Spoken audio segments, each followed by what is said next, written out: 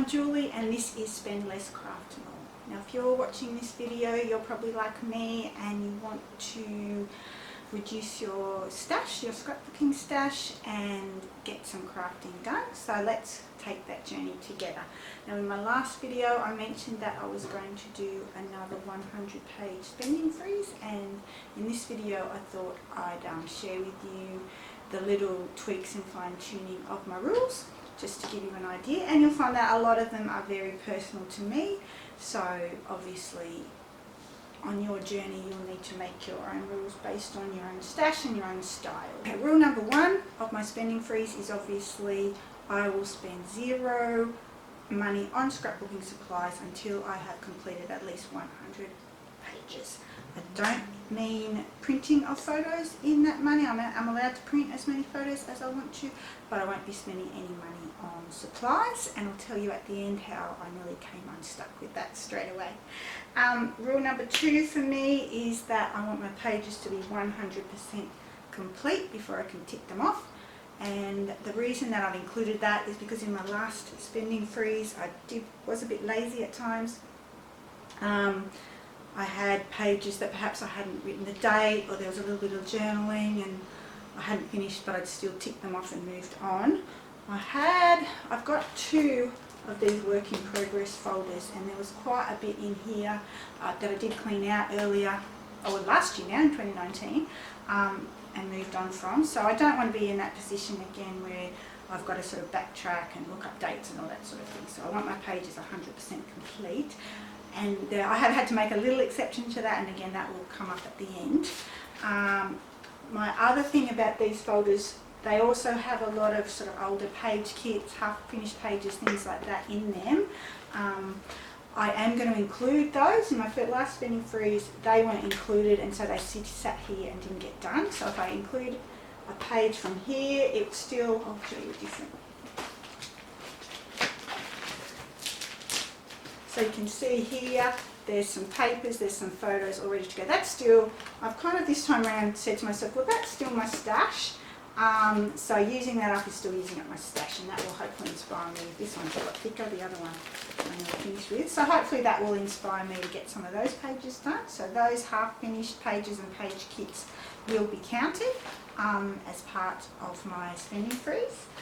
Now I said to you in the last video that I'm not going to count pocketed pages at all, and let me just explain why that's a very personal thing for me and may not apply to a lot of you guys.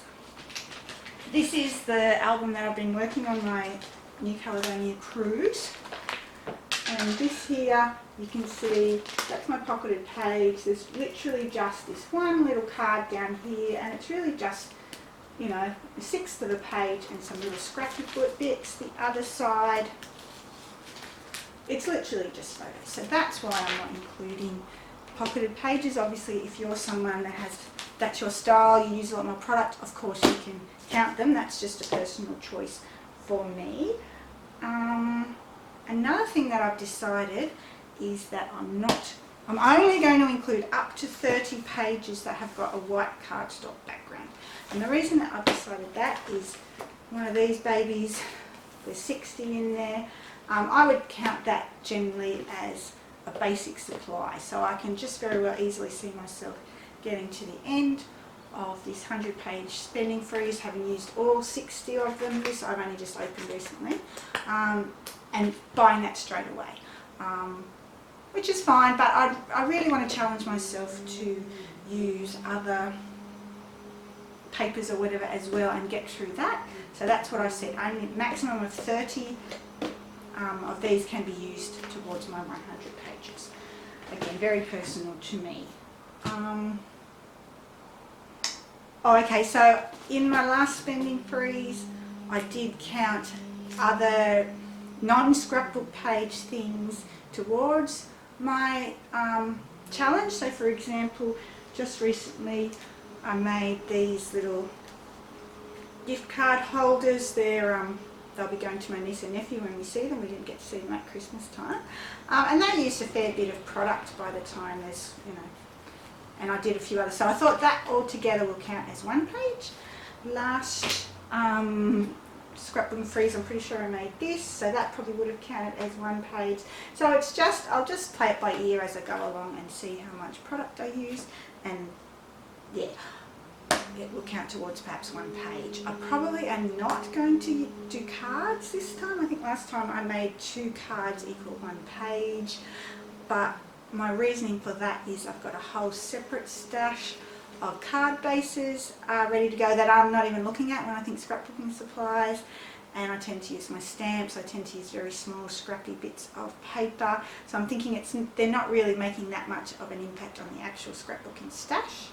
You know, perhaps if I do quite a few cards, I might change that. I might 3 or 4 cards might equal 1 perhaps, but that's how I'm thinking at the moment.